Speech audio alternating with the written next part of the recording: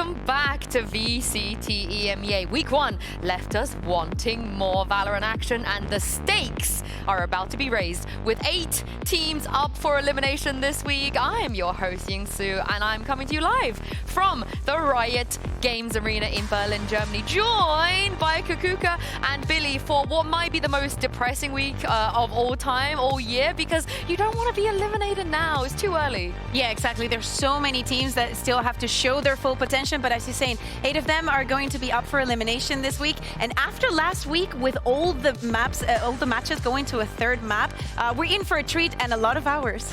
Yeah, honestly, it feels so sad that we only got a taste of what teams are capable of from last week. So going into this one, I'm going to be kind of sad to be saying goodbye to some of the teams. Yeah, and there's 2 teams that haven't even made their debut in 2025 yet, but we will see them today. If we take a look at the bracket and schedule as well, there's, like I said, there's a lot of crazy teams already dropping down in the lower bracket. And Kukuka, as you said, if we do see 3 maps every single match, we're going to see a lot of good Valorant. Yeah, exactly. I think we're in for it. I think that we saw a lot of different compositions last year, that last week, that are going to make the top. But also, like, if we look at the bracket tomorrow, saying goodbye to either Fnatic or Na'Vi, I think that everybody has their eyes on that match. Yeah, I have to agree. I mean, we've seen a couple of upsets last week as well, right? The run that BBL are on at the moment seem to be the underdogs so far. So yeah, I'm looking forward to getting stuck into the matches that we have today, though. And of course, one of the reasons that you don't want to be going out this early is all those important champion points. Last year, of course, our teams had them, but Billy, this time around, there's some changes. Yeah, and do you know what? I like the changes, right? It's rewarding teams for being consistent throughout the year. And of course, this year, obviously, you've got the 2 places in champs coming off of the back of stage 2, but also you have those champs points that you're going to accumulate throughout the year, and we'll be sending 2 more teams to champs based off of points, which is just great. It's just more rewards for teams being continuously consistent throughout the year. And it's rewarding, as we're saying, right? It's not only you winning, which was the T for last year. It's actually how far you make it is always, everything is going to sum up for you to get one of those stages. Of course, during the regular season, each 1 point for every win. But I think the importance is, like, once we get to this international events, the fact that not only the winner is going to get a lot of points, also 2nd, 3rd, 4th, you know, I think that for Heretics that's necessary. Yeah, and of course, before, the 3rd, 4th teams, they didn't get any points at kickoff. So now you want to make top 4, which you can't do if you're eliminated this week. I will say, we remember, every year we say it, we know that the permutations, once we get to the last bit, everybody has their eyes on them. Every single point is important, and every single one, like, you cannot just say, oh, we're not going to make it, we just don't care about losing. It's so important getting far. Even that 1 point, it is very important indeed. But let's have some fun, Kukuka, and I know you always bring some good games, so I'm looking forward to this one. Thank you. I mean, this one we kind of did in Game Changers Championship, and I thought that we would bring it in as a little bit of a recap of what we saw last week. So basically, I'm going to give you a player and an agent, and based off on that combo, and obviously the opponent, you have to choose which one you pick for your team, or you think is more relevant, or you think has more impact. Okay. Okay, so I'm going to start with you, Yinsu, if that's okay. I'm going to start right over there. No, you're going to start with Billy if you're going to start right up there. I have to choose. I need to dodge some allegations. I will give you that vision. You're actually right. So Billy, based off on what we saw last week, Aves and his Gecko, or Chronicle and his Breach? I say Norton.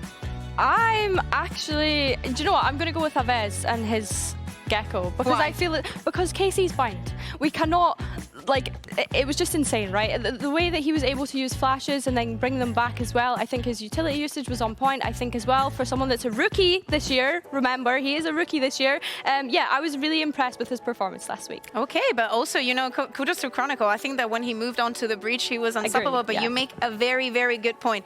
Yinsu, let's go with the other side. Oh, easy. Okay, I was going to say, this might be difficult, or the easiest one.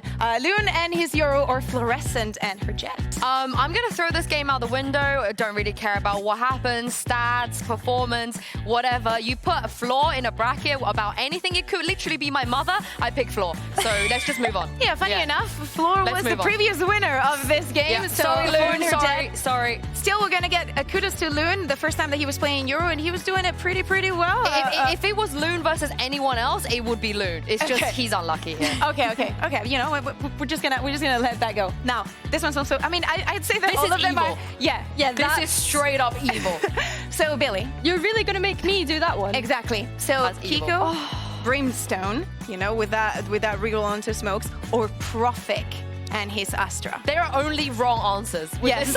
You cannot choose between the two of those. The fact You that have to. the way you need to decide what is more important for you. Okay.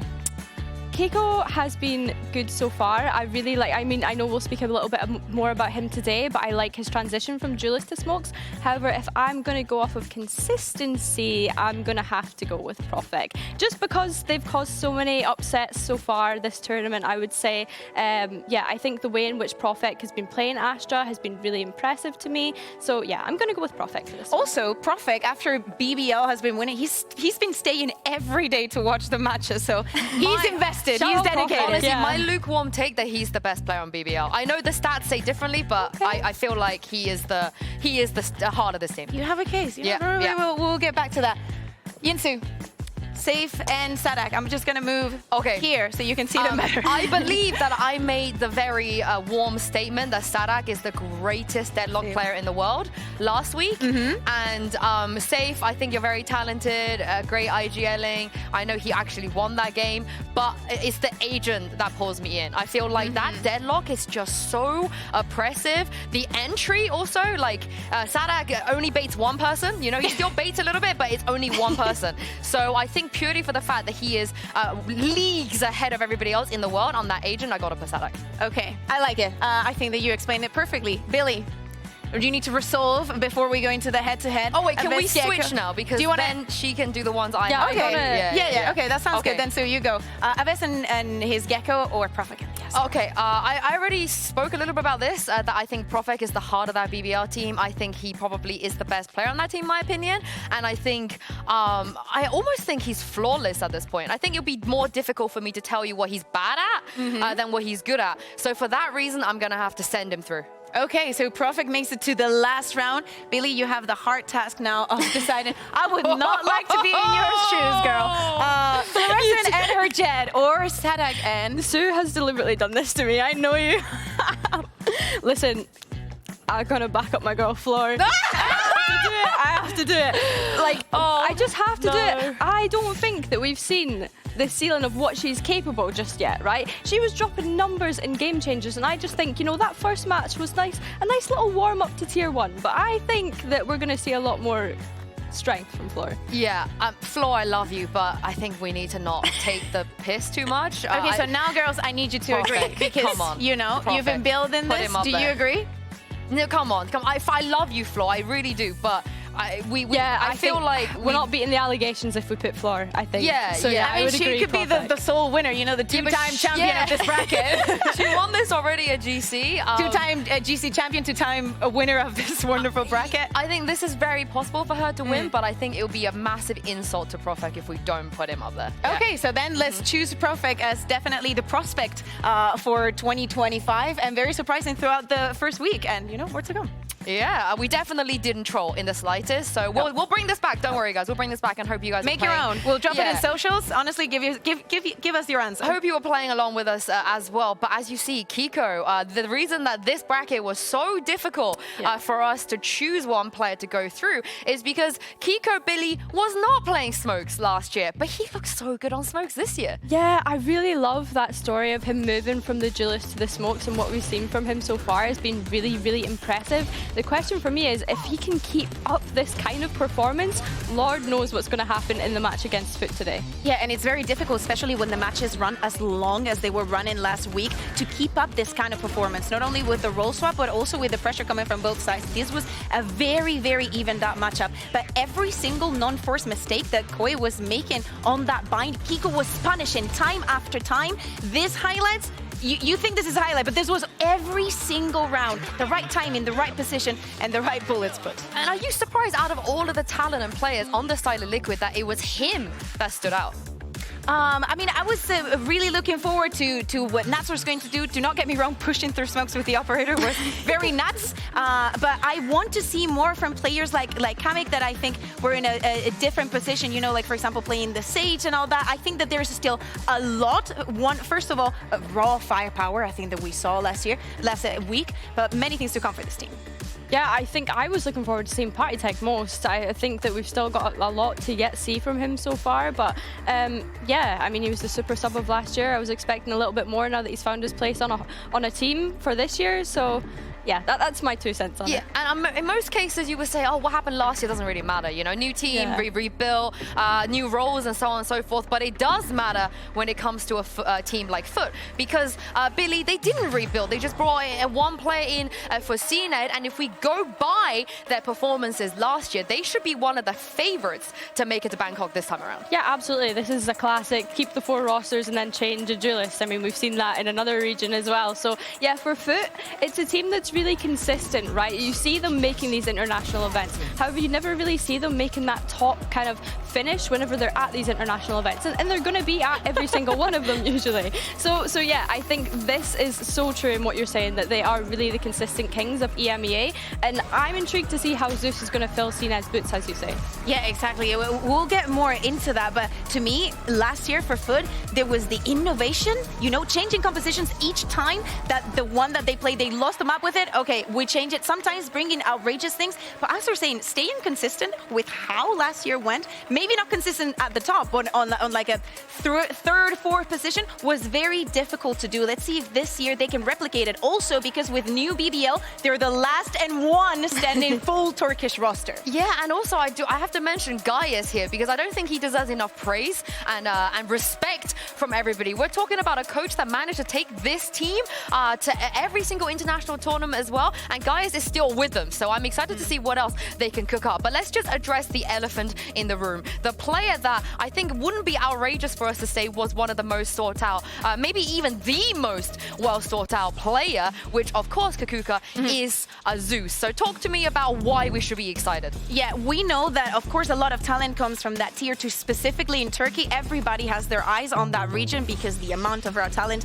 and they're very malleable. You know, you can pick up a player from that. They're super eager to learn, super good shooters, and I think the Zeus is the perfect example for that. Most of the teams wanted this player on their roster. One of the things that to me stand out is he's a pure duelist. Like, do you know how sometimes we think or we say, hey, this player, he's been playing on this role, on that one? No, he's a duelist, born and raised just for this, but he doesn't play the operator, so I'm kind of, you know, thinking about how he's going to meld now they don't have seen it, you know? Yeah. It's a very difficult. I mean, that is definitely a big change, but as everybody know, stats, they do not lie, ever. So let's take a look at some stats ahead of Zeus's debut this week and see how he matches up to all of the other Turkish players we've had in the league. We've seen actually more than 20 Turkish players in VCT EMEA since the partnership era. And when it comes to first impressions, you might be thinking that the likes of CNED, maybe VUT, would dominate the board. And you will be wrong,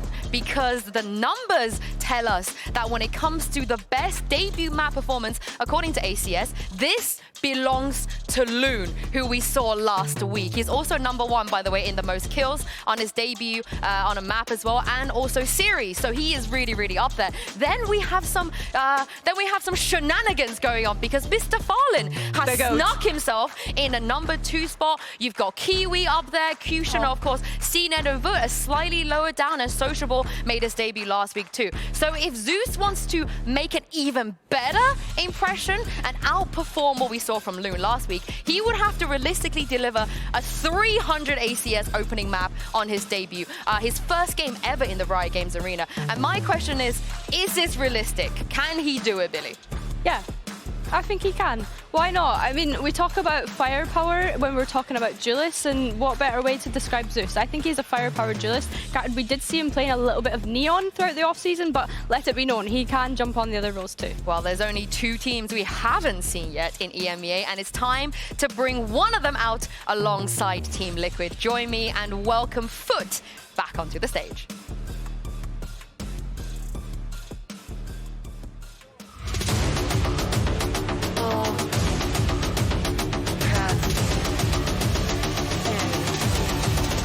With me.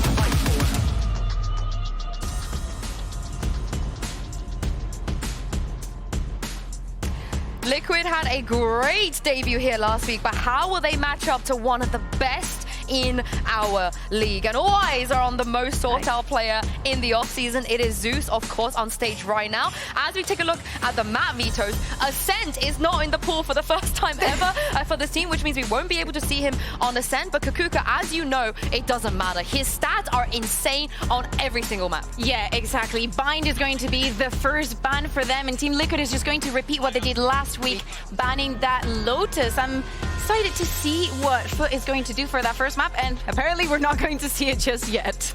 We had a tiny bit of spoilers though. We got spoiled a little bit, so we know that it's not going to be Bind and it's not going to be Lotus. Okay. And it looks like Billy, FUT is... Oh, they're picking Pearl. Pearl, okay, Oh, wow. Interesting. I wonder what they've actually got cooked up for that. I mean, Liquid, I love you. Oh, yeah. We're going to be sitting here and speculating the whole time, obviously, because we've not seen FUT yet, but Liquid actually picking to go onto Fracture. I mean, is there going to be a series where we don't see Fracture this tournament? Yeah, I mean, we did see a FUT playing during the off-season, and I think that is the first time in a very long time that they even played the Pearl. I'm very excited to see if they're going to be keeping up the same composition, if they're going to do some tweaks here and there, because, of course, with them playing on the second week, they have a big advantage of the other team not knowing what they have cooked, and actually them being able to observe and probably learn a lot about the Fracture that Liquid played last week. Yeah, I know we don't take off-season into account like that much, you know, we don't want to read into it, but let's read into it. T1's 13-3. T1! That is absolutely insane. We're talking about a team that has so much experience as well, so I'm very, very excited going into this, but does it change FUT as a team at all? You mentioned that Zeus doesn't really use the op or anything, so how much does the rest of his teammates have to adapt? So here's the thing, referencing that match and that map in particular, I remember as a captain on the Omen, you know that my memory is not the best. As a captain on the Omen, and then Zeus playing on the Yoru. Well, as a captain is going to be playing on the Astra this time around. Kiko is going to go around every single smoker that there is in the game. But as FUT is starting on the defense, I wanted to say Zeus not playing the operator, but a lot of micros with him and Ada Captain, both pushing B, overthrow art, a lot of sustain around. And Mr. Fallen, speaking of the dick, okay. Yeah, the Tejo is an interesting pick for me. Obviously, choosing to kind of get innovative with that pick there, but paired with the rest of the composition, I'm not entirely sure how it's going to work out. They only really have that Yoru flash, should they want to rely on the Yoru to go in and take fights on site. It's another year of Cracks never playing the KO. I'm not sure how I feel about that, but Farlin should be one of the better Tejos we see. Oh yeah, exactly. And I'm also like thinking like why they did not decide to go for the Vice. Having Jet2J back on the Cypher, of course he's going to be comfortable, but he was, you know, playing with the Killjoy here. I see that there's a lot of thought, and probably what they've seen also in other regions with the Deco being played, that they seem to think this is the best composition they can play. Yeah, I think as well, going back to the op point and Zeus, like we've seen Levin getting away with so much the other day, playing that Yoru on the op, going for those first engagements and then just being able to TP back out. So I think for me, it'll be interesting to see if Zeus actually picks up those same sort of protocols that BBL kind of had in place, and if we are going to get to see that explosivity and that firepower that we always say comes from the Turkish Jilis. Yeah, let's talk about Liquid real quick on the other side of this as well. Yeah. You mentioned that Kiko is on his really in his controller era. Yeah. We are here for it. I absolutely love it. But looking at the rest of the players on the team, it's just comfort picks through and through. Yeah, for Patty Tech, we've all seen him on the KO. We know how comfortable he is, how his utility is always on time, and probably with the synergy that he's been building with Kamik, we saw it also last week there on maps like Abyss. I think it's going to be a force to be reckoned with. Same goes with Nats. We're talking about them starting on the attack, and for example, in a map like Fracture that we're going to see later, we remember him pushing with the operator. It's so difficult to go up against Nats when he's operating from the attack because it's disgusting. Yeah, no, I completely agree. I think looking at the Team Liquid side, Camo was kind of quiet in that first series for me in particular, so it'll be interesting to see if he's going to go into this one with a bit more aggro, you know, Patty Tech being able to set him up with those flashes and get him deep into sight. Yeah, I'm expecting him to kind of get himself back onto form going into this series. Yeah, and I think it's a great place for him to start on the Jet, because in the last series, you know, he was kind of Gecko jailed right from the outset. We wanted to see him on the Jet. Maybe he could be unleashed here as well, but this is the problem. We really don't know how good FUT is, you know, when they upgraded from Kiwi to CNET, and now they go from CNET to Zeus. By the way, shout out to CNET. He is currently, I believe, co-streaming inside the Riot Games arena, which is The real Charles Nennington? the real Charles Nennington. We're going to have to give Zeus some kind of name. Xavier Zeddington? Something like that? I think he deserves his own. Like, we'll think of something, definitely. You know, chat, if you have any suggestions, please, we're open. Zeus, you know? Okay, Yeah. if you know, you know. Yeah, if you know, you know. Mm-hmm. But like we said, we don't really know how good FUT is, but we do know how good Liquid is. So how much of a problem do you think Liquid will be for FUT? I think that we saw that the other day on an individual level, as in one-on-ones, everything was going the Liquid side, and they were actually rolling on that snowball that they were getting. It's kind of the vibe. We understand that, of course, we expect FUT to come in super strong, heat in the shots, because we know that they can hit them, but it's so important how you turn out to be on the day. If you can keep boosting your team's morale just by, you know, when someone gets a clean clutch or a multi-kill, to just keep, as I'm saying, boosting the morale and making sure that you can keep up throughout the match. Yeah, I think as well, to that point, and going back to thinking about Nats on that operator on the fracture that we got to see on the other day, for me, it's more just like how much can your IGL continue to frag out whilst making calls, and is he going to get away with the same sort of things that he was getting away with against Koi?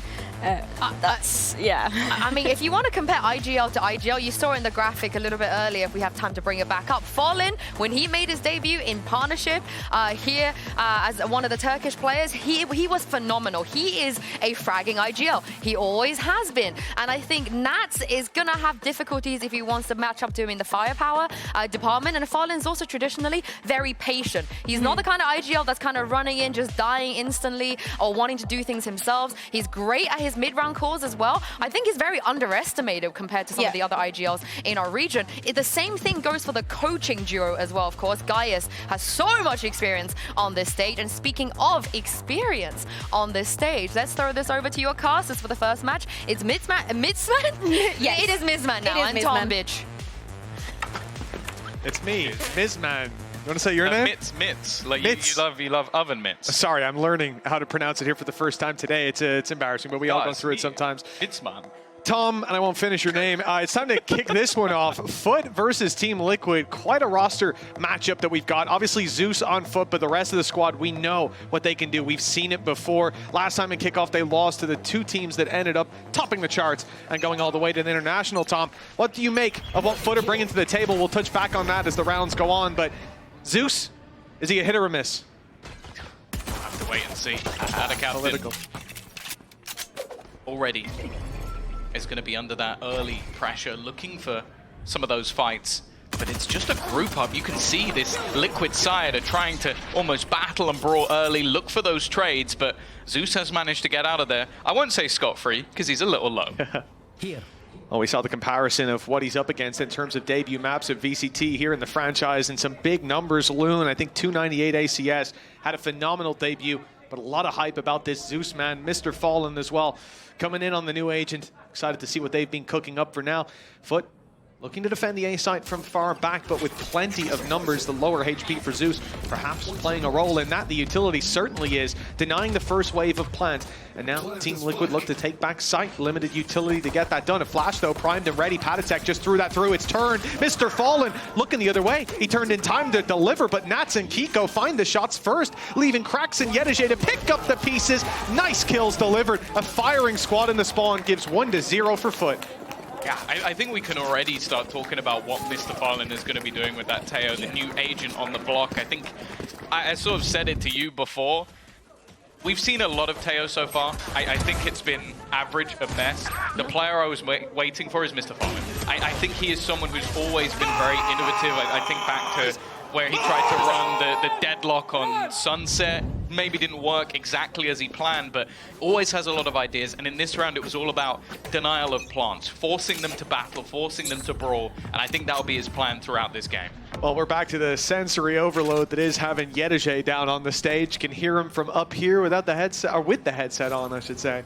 Team Liquid, they've bought very little in this round, just sending out a train towards the A site with Kiko, hoping to pick up something on the flank, but all he gets is the stealth drone in his face. Plenty of utility waiting for the push out to site. And with these weapons, it's not always about the plant and winning the round. All they want to do is drop a couple from the hands of FUT. That's one rifle already on the floor, retrieved so that they can deal more damage with it. And from this point forward, there's only one pistol left on FUT. There's going to be losses for every kill that Team Liquid get. plenty of middle control already garnered up for Liquid, but it's where they go with it. Like, this is the sort of round where, as you said, any damage is great. And for the opposing side of FUT, you can already see how passive they're being. 2 players back towards spawn, 1 aggressively on B, knowing that, okay, we don't really have to give up that same level of control. They are going to be pushing into Yedaje, always one of the most dangerous players when it comes to holding a site. He's not really in a position to capitalize on that trap being triggered. Now, oh, the shot through the wall. It's almost delivering the kill, but the plant's still found. Nat's down to 13, but with that pistol, how much damage can he really hope to deliver? They revealed him again, but failed to get the kill. Look. But no, he's hit camo. That's the thing. It's now Nats and camo desperately. Down to 18.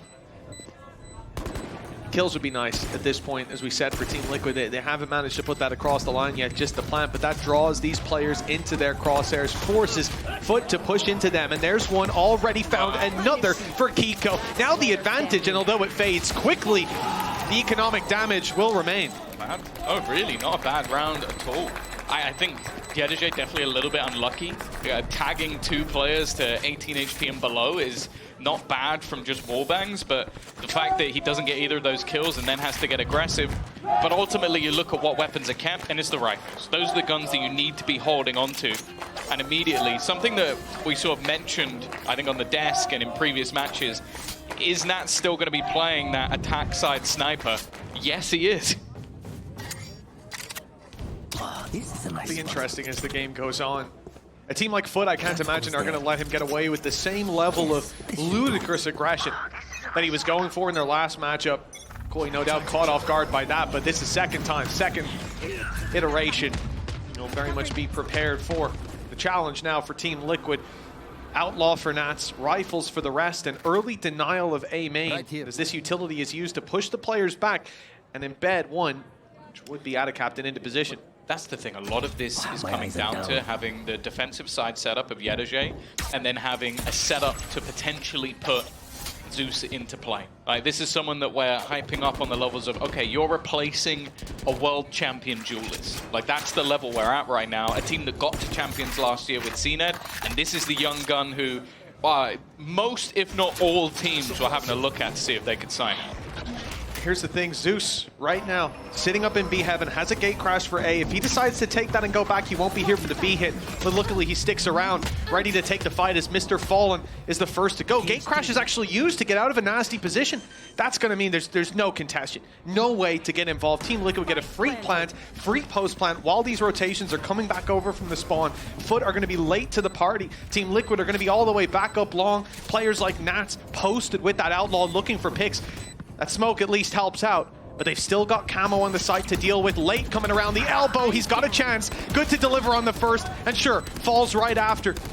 It signals to the team that the push is on its way. Kills coming in through smoke. Nats returns the favor. Ada captain down. Nade, though, still there to deny, to run that clock down lower, and nobody peeking. No opportunities given till they need to. Capitalized by Zeus, a good shot, but there's just too much that they're facing off against. 2-1 in the end. Team Liquid with a clean post-plant round. But that's the thing, though. I feel like this was similar to the last, where it's a team with a lower investment doing a reasonable amount of damage. Like, there's 3 players dying. You didn't fully invest into that round if you're FUT, so you now come in with 4 rifles for this one, and your opponents haven't been able to build up a large amount of cash. So I think that in the post-plant, I do wonder if Liquid maybe actually wanted a little bit more, like not losing so many guns on the way in. But I do like the execution. This is something I want to focus on again, is camo. When we looked on the Fracture map, which is coming up next, he wasn't playing Duelist, and you could witness the holes. Will that be the case here, now that he is on Duelist, and he can be that focal point again? Like you're saying, Tom, as well, that economy damage, look at where it's left both teams. A full buy, sure, but whoever loses this is going to be struggling for money. This could lead to a snowball effect on the opposition side. For Team Liquid, attack again, aiming towards B. They found a lot of space here last time, but that was a Yoru TPing out in an early pick. This time, 3 players set and ready for this push to come through. They're going straight into this defense, and FUT are not wavering. Kill after kill going the side of the defense until it's 3-1 on the board. And Team Liquid left looking for answers. Yeah, they tried to be a little bit more direct, but again, you see just the potential delaying. I haven't, that was the one sort of ability I was questioning when it came to Teo, was that special delivery. I just saw Mr. Farland basically just fired it into his opponents, just hoping that he could slow them down. But it's the crossfires. That's what we always talk about with this roster. And with that early aggression, with them being able to take some control on the A side of the map, they were so fast at having the rotations in that that was almost too easy for them. Krax has been taking lessons as well. He's getting loud. That was Yedijay's 3-piece, but Krax is the one breaking the sound barrier. 3-1, and FUT fired up with an economic advantage coming into this round. It could be a 4-1 start with credits on their side and morale sky high for Team Liquid. Even though they don't invest that much, Tom, you still want to see them have a bit of a spark in this round. Yeah, it's dangerous as well with the context of the next map. Like, that was the map they lost last week, playing a zero duelist comp. It didn't look great, and you're going into a Fracture versus FUT, who, in my opinion, maybe not always in the best ways, but are one of the most innovative teams we have in the entirety of the league. I'm still not happy about the Sage comp. For now, though, you've got yourself, again, this crossfire on the site. It almost looks too easy. Easy enough, easy enough. The fact that they've yet to lose a player, add a captain in Yedijay on a string of health, clinging on for dear life, but they should have lost a player, but there were whiffs. Some sort of divine intervention. Those bullets sprayed all around. He screams the bullets away. That's what it was. He roars so loud, the bullets escape. Despite damage taken, it's an in-zone flawless for the side of FUT, and they have got to be happy about that, Tom. Like we said, Team Liquid, this wasn't a round that they brought a lot to bear. It's not like they had rifles. Even that fight there goes on for a long time, because the person on the other end's got a pistol. But the reality is, we wanted to see something, because now, when you get back into the game, just look at the credits for FUT. Perfectly positioned. Ults are coming online for both sides, granted, but with a 4-1 lead, the chance for FUT to steamroll the early half is very much there. Early on, Nightfall used for this B main aggression, straight up to take the spaces. Zeus, he sees nobody, and now those players on A and Art are going to be on their toes. Yeah, this is where the attack...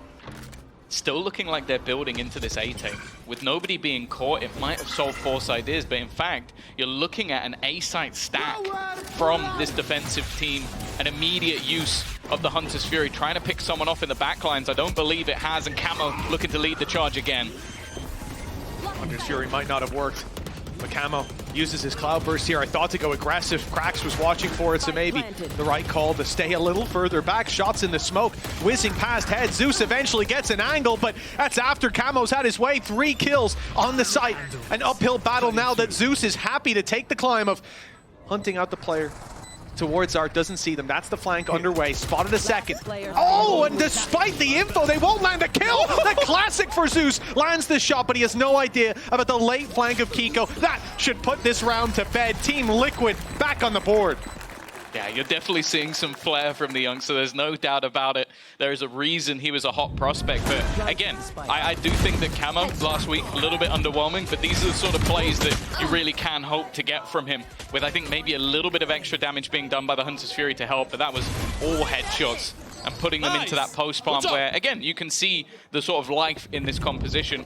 And also another role almost entirely for the likes of Kiko, because before he was playing Omen, he was playing Brim. Slightly more aggressive in the way they can be. Not with Astra. You have to be the rat. And in that round, it was exactly what it was. Played his role to perfection. An early flash and clear, Blade, Storm pop, Team Liquid being very direct, and they're not afraid of FUT. Know it. That ultimate from Patatek, the null command, clearing all utility from the site and making it just a walk in the park to get that plant secured. Kamek even in a spot where he can't be spammed.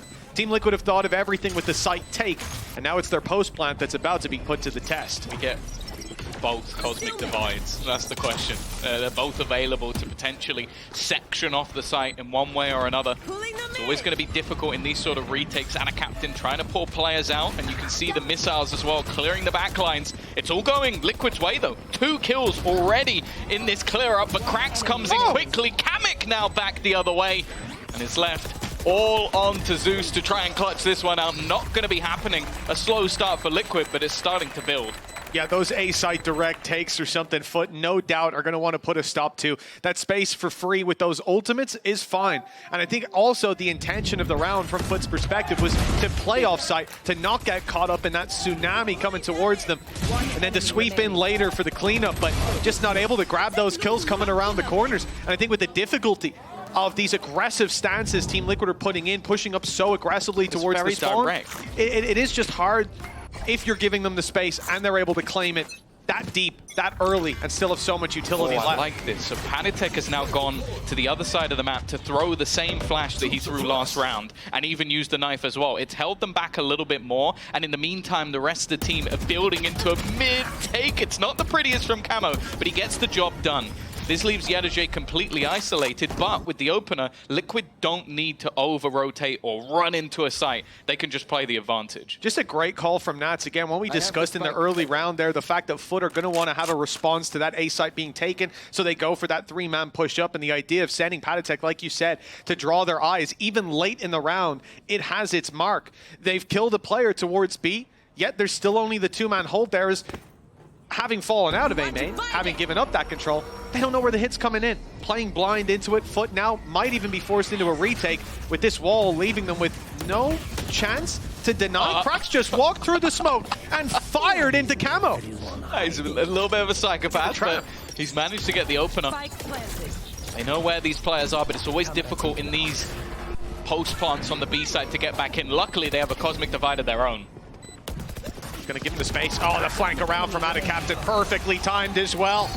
Every fight there like a domino, expertly set up by FUT, separating out 2v2 fights across the board. Trades are clean, and 5 rounds as a result. But again, for Team Liquid, the early idea of this round was perfect. The calling in that sense, realizing what their opponents are going to try to do and taking the space elsewhere. It was indeed that little cheeky reveal. I think it was off a trap, I'm assuming. That's what ends up robbing them of a big player. I think I like as well the fact that you had that initial Cosmic Divide, which gives them the space, and the second the other one goes down, that post plant is rubbish. Yeah. Like, it's so difficult to play from long when you're sectioned off. They also realize very quickly that 2 players are wrapped into elbow. So the second you deal with them, the rest of the players are having to sprint back into the site. And I feel like FUT just did well there to isolate the battles that they had to take. Because if you go for everything at once, you probably end up losing the round because you're fighting into their angles. But by clearing certain, well, basically doing it procedurally, they come out on top. And now you kind of go back to what we were talking about, is when they do win rounds, it hasn't been particularly clean for Liquid. Financially, they're back in a rough position again, but you kind of want to go for a purchase here because your opponents are also on the brink. Well, that's it. Sometimes it can be worth just to tip the scales in your favor. A little bit of a gamble, but with a huge reward. And with some players so keen to play lighter rifles like an Outlaw and these sort of lower expenditure weapons, sometimes you'll be able to convince yourself, put it all on the table. But I'm looking down, and it's going to be a mixed bag of a buy on the side of Team Liquid. A couple stingers in play, a few rifles, but for the most part, we might even see shields missing.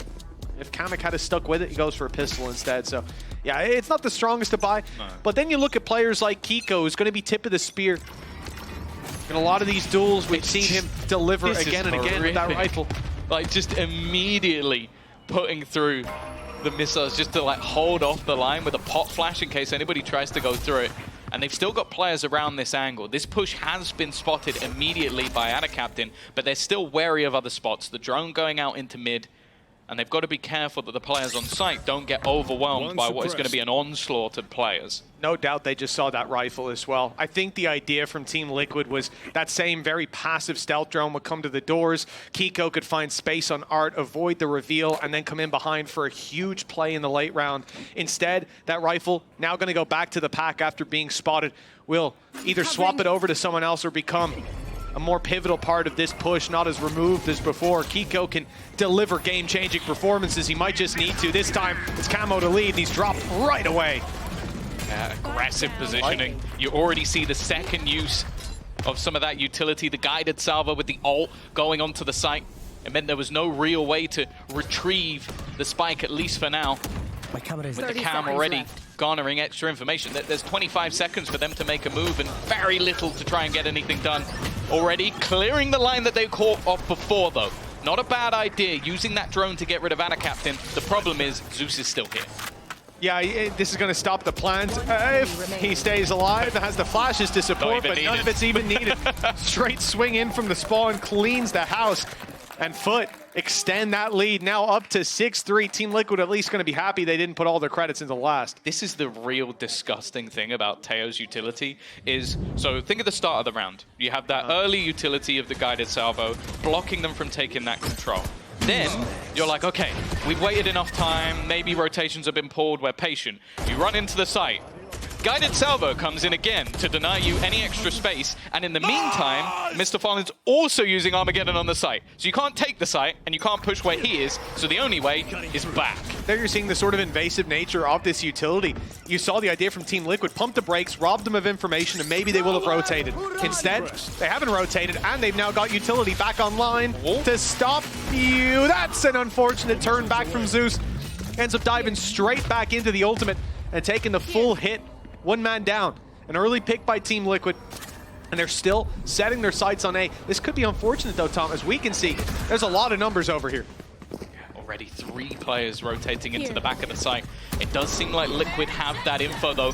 Nightfall being utilized is going to leave them low, but also Def, and they know that there's a player within this, and there goes that guided salvo again. I feel like I'm going to be saying that ability name more than any other. The problem though is those rotations have been noted. 3 players seen within the site, utility being counted up by Liquid, going, okay, I've now seen enough of each player that probably means there's a big gap.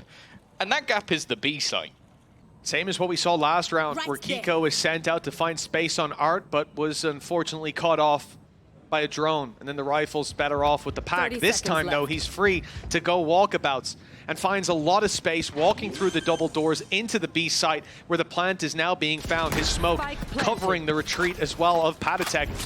The man advantage from earlier, now even more valuable for Liquid as time is on their side, and FUT have to figure out a way back into B. They've used all their ults as well. Such an uphill battle. Realistically, someone has to make a mistake on Team Liquid here, or FUT need to quicken the pace because that time is running out. So are the numbers of the attacking side. It's done already. That clock was ticking, but not for Mr. Fallen. Calm under the pressure. What a delivery. No, I'm genuinely baffed as to how that was so easy. Like that looks like 5 alive, right, Tom? Did I it looks like they were playing against me. It's like how did Mr. Fallen get 4 kills? They're all in the same angle as well. Like, yeah, okay, fair enough. He just gets a double spray down, but that's gonna be a round that I think Liquid look back and they're absolutely kicking themselves because that's it. They used the Armageddon was used last round.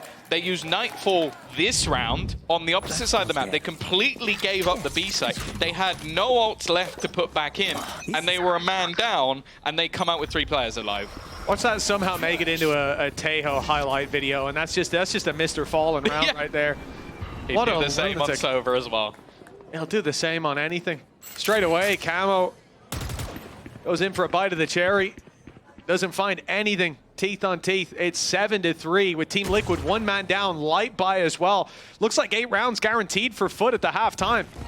Team Liquid can't allow this to be that easy of a task. Like you said, Tom, you come into the next map and it's not exactly like Team Liquid have a history there. It makes you believe in the bounce back. Good shot by Nats. Great trade by Captain. They've been doing well to make these fights awkward for Captain with the amount of utility going into this back corner, but I don't know if they'll even expect a second player. It is expected by Patatek.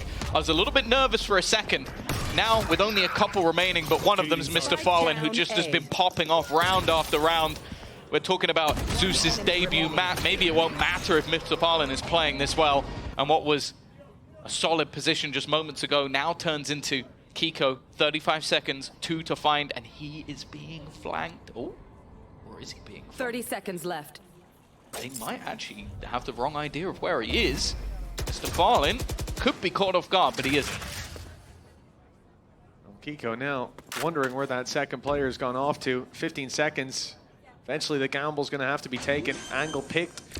And it is a clear spot, or at least it was. The utility forces him out a little bit. 10 seconds left. Plan secured. They know where he is. Stuck in the backside. Big swing. Kiko good for the first. And now he's got the second player in his sights. Zeus having to contend with the Astra utility. We can see Gravwell is online and it's used. An early tap by Zeus, though. He knew exactly what he was up against. Is this going to be a stun? Yes, it is. Zeus still not on the stick. Kiko's gambling on it, but has to eventually call his bluff, step forward and look for that diffuser. Another tap. He knows it's not halfway. Time on Kiko's side. Another tap. It's just being fed to him. The clock running down. The swing is there. And after patient play, Kiko gives away his hand, and it's snatched from him. 8-3. Great attempt at the round, though. It wasn't looking like they would have any chance. It is nuts. The Zeus basically ends up tapping that spike, what, 5-6 times? Must be more. And then it's like, I'm still going to headshot you. I'm still going to look exactly... Because at that point, Kiko could have gone all the way around the world and come back. So it really is just, again, impressive, that individual brilliance. And, well, I may have spoken a bit too soon because Zeus is currently 13-6 on his debut map in the VCT. Now, some context, we did see them play this at Rebel off-season. They had a 9-3 defensive map with their old comp as well. They're just quite good at the defense of this map. They just get it. Making Jimmy Lin proud as FUT look for 9-3 at the halftime. The defense falls back from this A site. They've already pushed up. They saw no one. Stealth drone for Art just to cover the gaps that they've given. And FUT left scratching their head. No idea where Team Liquid are on their way towards, as it is a very slow re-clear of A long with the drone sent out on B, the Cosmic Divide as well. It's trying to get the alarm bells ringing in FUT's ears, and it seems to. There's only 2 players on A right now. No, they've got Crash for 3 though. Yeah, that's the thing. It initially might have baited them, but it hasn't worked out for long. And already Mr. Fallen just spamming that delaying utility. The Armageddon has held them back. This could be a problem. Actually, Nats has managed to get into the smoke. They're not going to expect him, but he doesn't win the fight. There was a time you put all your money on, but big responses from the side of FUT. Zeus with a phenomenal debut, adds another body to his kill count, cracks for the double. 9-3 locked in at the half. Team Liquid, they might have had a good debut of their own, but FUT are here to steal their thunder. Yeah, there was 1 or 2 moments within there where it seemed like maybe Liquid were going to come alive, but I do think the second they lost that retake, it was just one-way traffic, some solid individual performances across the board. Either way, we're going to be going off to a break. We'll be back with the second half. I think we might even have something for the folks at home, Tom. I believe we have Yinsu standing by over in one of the watch party booths with CNET. It's so much better than a break, Mitch, man. I'm joined by the legend himself, CNET. Welcome back here to the arena. I understand that you're watch partying this time around, so you don't have to maybe be next to Yutajay when he's screaming. I want to ask you, as his previous teammate, how loud is he, really? Does it bother you ever he's screaming this loud? To be honest, it doesn't bother because when you play from that adrenaline, you don't, I don't want to say you don't hear, but you don't, how do you say? You don't care. Oh, basically. You don't notice it. Yeah, you don't notice it. But from here, yeah. You can hear him, right? Yeah, you can hear him. Now, looking at the composition that FUT whipped out here, Mr. Fallen is playing Tejo. Now, Crack's amazing initiator as well. Maybe we felt like he could play it. Why do you think that the IGL has taken the Tejo? I think Mr. Fallen has a better reaction in the moment than I think Crack's. Crack is more like stable player. So I think playing Mr. Fallen playing Tejo could be one of the reasons because of this, in-game reaction. Like, you need to decide fast in the moment. It's a good decision, you think? Yeah, good decision. Good decision. Now, Zeus, though, he doesn't really use the op all that much, whereas when you are on FUT, you use the operator a lot. So how different do you think FUT is now without the big op present? It's hard to answer, but I think operator is one of the important gun to use it in game. So I think every team should play it. Even like you don't have a good operator player, you have to play it because you need to give the enemy to that scare thing. There can be operators, so we need to use utility because if there is no operator, you can just go out and trade each other easily, basically. Fantastic, CNET. Come on the desk with me if you ever want to, okay, by the way. We would love to have you. But for now, let's jump into the second half and see if FUT can close this out. Come back on the desk, Yinsu means, right? We've seen CNET up there before. He did a wonderful job. I think he did a lot of post plants. He did. That man's been on the post plant a couple of times, let me tell you. Loves the old late nights. 9-3. FUT on the attack side, and it has been a masterclass so far. Pearl looking shiny and new for this squad. Mr. Fallen on the new agent looks good. Zeus in the VCT looks like he's at home. Yeah, and it's now going to be up to Liquid to see if they can actually turn things. An immediate start with a 4-man stack over on the A site. Only Nats' presence. We've seen him do this before, and then towards the end of last season, basically putting himself out on an island. The question is, can they isolate him before the cavalry arrives? And probably not. It seems like Liquid already have a good idea.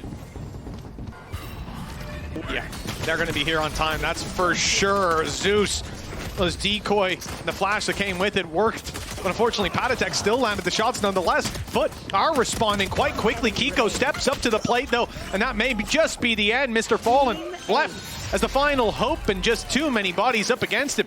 A necessary pistol round now under Team Liquid's belt.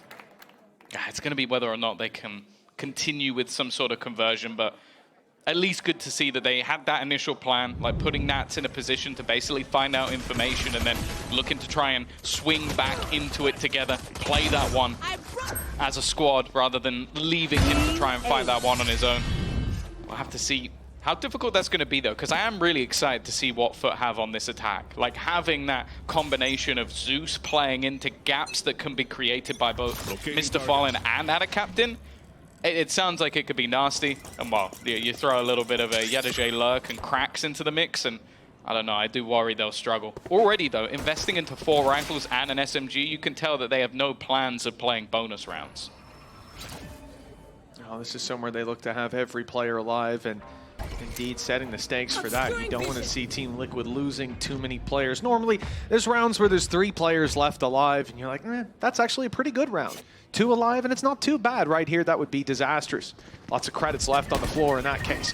Holding the ground, well, perhaps not. Camo's already out. Kamik stuck up close, but the cover is there. That's a 4-piece already under his belt. Suppressive fire, well, I suppose it's worked. Not many guns facing them, and a chance for an ace, perhaps, although Camo's on the wrong side of the map. I'm interested to see what the plan is here from Yedajay. It's an impossible scenario.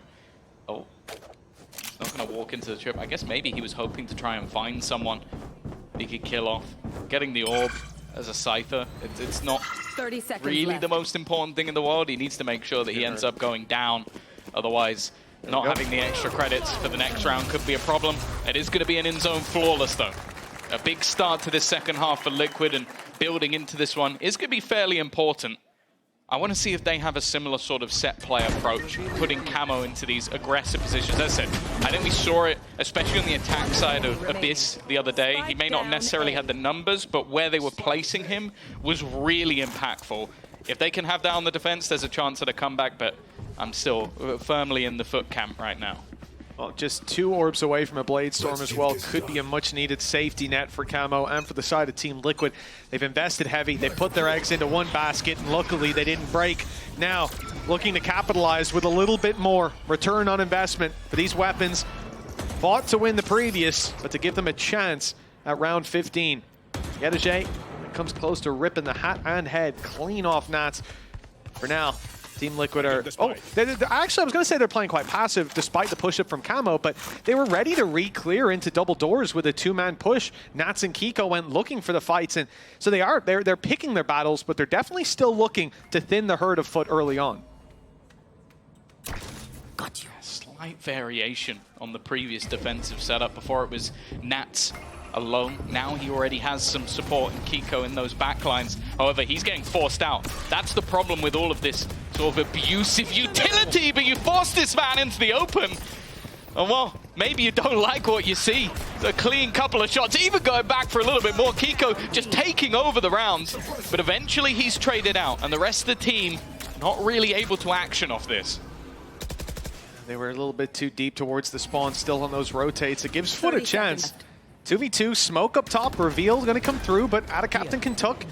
They won't be able to take him down. Looking to catch him when he leaves the corner, though. Leaves it onto Yedajay. He's already picked up his first 2 in the round, in fact. It would be a 4-piece. The nade blocking him. He has a gap and exploits it perfectly. Still on full HP as Camo taps it once, tries to draw him into the open, and he's successful.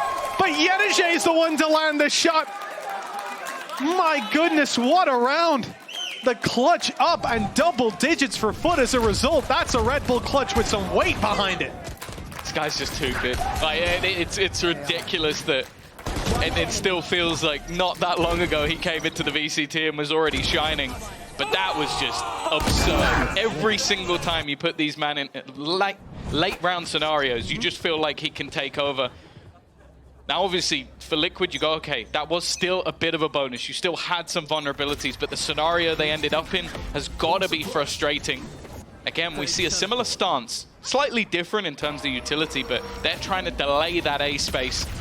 Well, for now, and actually for a lot of the rounds, FUT have been avoiding it and just going for mid presence. Well, but the Prowler and the Stealth Drone, they fully cleared out everything towards water. Zeus is quick to pick up that space.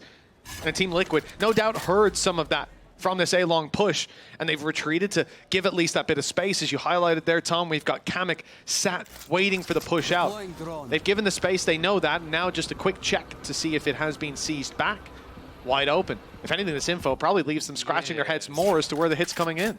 They slightly missed the timing on that. Maybe, I think because they saw the drone, you expect the player to walk after it, not before. So it almost sold this false idea that a player was about to walk through rather than already had. Luckily, when you give up mid, you're going to have positioning homing in onto this spot. They've cleared out Kiko, though, with relative ease. It doesn't matter, though. Nats with the sniper at the back. They've got to try and clear him, and he goes that little bit further. A third kill already, and now going with the shot. He gets more. It's going to be Nats taking over the round with a little bit of help from his friends. Well, that's a little bit better. We saw this guy try some intense strategies the other day, and not all of them were hits, but that right there, the outlaw to start, the shorty to finish. And it was a great haunt from Cracks that got them that opening pick. They thought not much else to deal with, but almost getting aced. One enemy remaining. It certainly wasn't on my bingo card. By outlaw. Yes! I can get behind that message. See, that's funny because you buy it a lot and your teammates never tell you to Yeah, do it. no, they don't. They don't. That's just me rattling off at the end. You get that 140 damage. You said it to yourself. I told you, Mitch. Told you, man. It'll pay off eventually. They called you crazy. 4 rounds in between them. Team Liquid, the ults aren't going to help them get onto site, but what will help is the fact that, or sorry, get back into sites. What will help is that FUT probably can't take the site. They've only got pistols. It's not like we've ever seen a team like FUT, players like Ada Captain deliver with those before. Team Liquid, let's hope history doesn't repeat itself. The push towards the A site. They've already got a very good foothold towards Art. Again, though, this is space that Team Liquid have been more than eager to give up, but also more than aware they're giving it up. Again, it's been so good from FUT forcing players into the open using that guided salvo. We saw it with Kiko. He was just able to get 3 kills. We've now seen it at the back of this. Ada Captain's going. Ada Captain's just run through off the back of the Prowler. Somehow they've come out with a 2-man advantage. Some desperately low players and still trying to fight them. Zeus was out of flashes. Mr. Fallen out of utility. Zeus now out of life. It's starting to fall apart. And that is just a weaponry diff, but also Nats very much woken up. Another 4-piece on the board for this man as Team Liquid, well, they're certainly starting to build up some steam just 3 rounds away. I do feel like they were a tiny bit unlucky with the way that Armageddon went. I think if it had gone back the other way, he maybe kills everyone, but because he did it forwards, thinking, okay, they're going to try and run along with it, but they were perfectly in front of it and managed to, look, so you're not watching this angle so much anymore. Look, it's following them up, and then they get caught. And it's just a little bit unlucky with the timing. Even still, though, as you said, Nats has started to pop off. Like that's a couple of 4Ks, doubling his kills already in this half. And this is what we wanted to see from Liquid. Some of those individual players, because again, I think back to the matches we saw, or the match we saw last week. And sure, Kiko was insane. Like, he genuinely, I think it was 28 and 13 in that final map, one of the main reasons they won. But some of the other players were quieter. I think Nats maybe having to micromanage a little bit more. But obviously, it's a new team. It's first match IGLing. You're going to be, well, first match IGLing the new team. You're going to be more focused on that than your individual play. He still had his moments. And I think the same for Camo as well, who's still maybe a bit quieter than my expectations are there. Because we saw him in Koi, and let's be real, the Koi team of last year wasn't that great. So realistically, I have higher expectations this year, and thus far, he hasn't necessarily met them. Going into the defense of this map, that's where I kind of expect him to. You have the operator in hand, you're going to be set up by players like Patrick, who, guess what, this is going to be a crazy stat for you. He had the most assists per round last week. Can you believe it? That guy was insane, and Heretics were really good at getting assists again. Oh, it's crazy. It's crazy. How did that happen? No way. Do you know who's top for ACS? Who's that? Kiko. It's almost like there's a correlation there. Starting to see a bit of a pattern indeed. For someone like Kiko as well, you know, here on Team Liquid, he's going to be maybe not shining in the same way because there's so many people there to raise that bar, to put in the work, the legwork, and you're now not playing that duelist. The big conversation on the desk, big conversation within the community is just how strong he's been.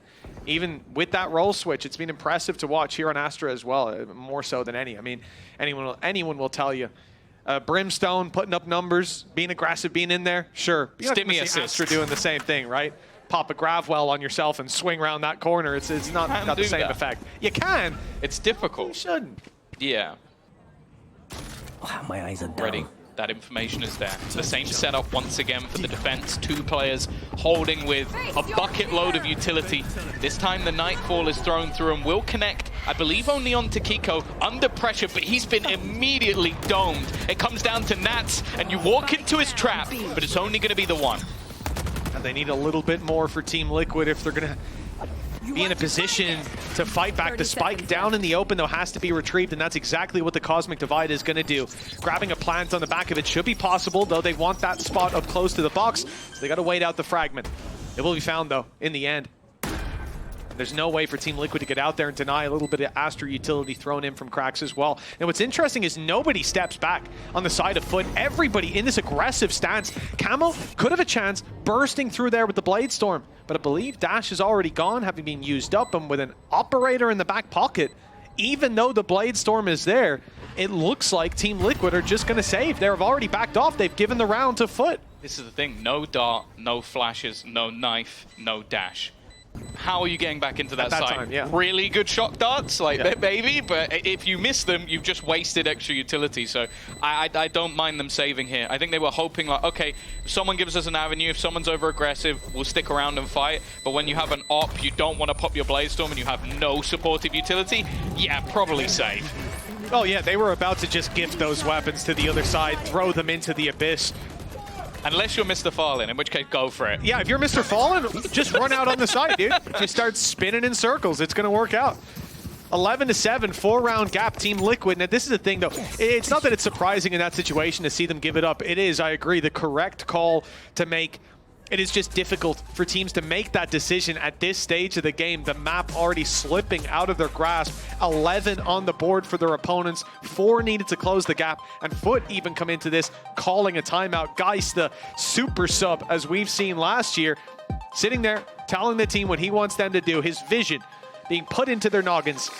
When these barriers go back up, Team Liquid will have one last chance to stop FUT, or they're going to have to rely on a much more evolved Fracture than what we saw last time. Yeah, and the terrifying prospect is you have no idea what FUT are going to run. No clue. Because you could have looked back at what they played at Rebel a couple of months ago with the new player and go, maybe they're going to run something similar to this. They didn't. They brought Teo in and they removed the Vice. But on Fracture, it goes, okay, maybe we can look at a very long time ago when when everything was different and half the agents weren't in the game. It's like, you can't read them, so you're very reliant on your own style working. Unless Liquid have somehow reworked from last week, which I'd be very impressed if they have. Maybe they run a few comps, it's very possible. I think they've got some great staff behind the scenes, but it's going to have to be a sort of impressive pickup, but they did choose the map. So clearly they feel like, okay, we may have lost to Koi, but we can still take it. Yeah, well, I mean, unless we're going to call the map pick a massive blunder with no info of what they've been working on in the downtime, I think it's fair to say that they should be putting up a better performance. We need to see a bit more here on Pearl first.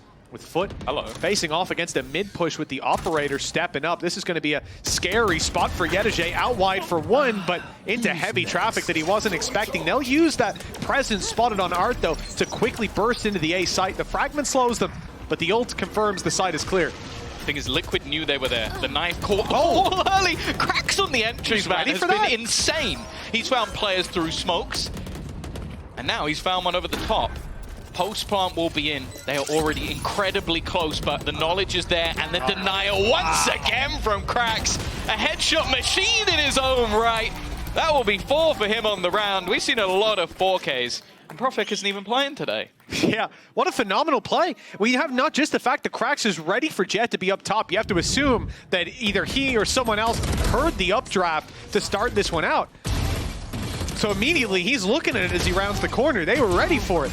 But from that point, what a delivery. Again, just magnetized to those heads, shot after shot. And this is a round that we talk about. Team Liquid have one last chance to put a stop to FUT. Well, Cracks took all those chances away. This is supposed to be Zeus's debut. He had a great start statistically, but then the rest of the boys have snatched up all the kills.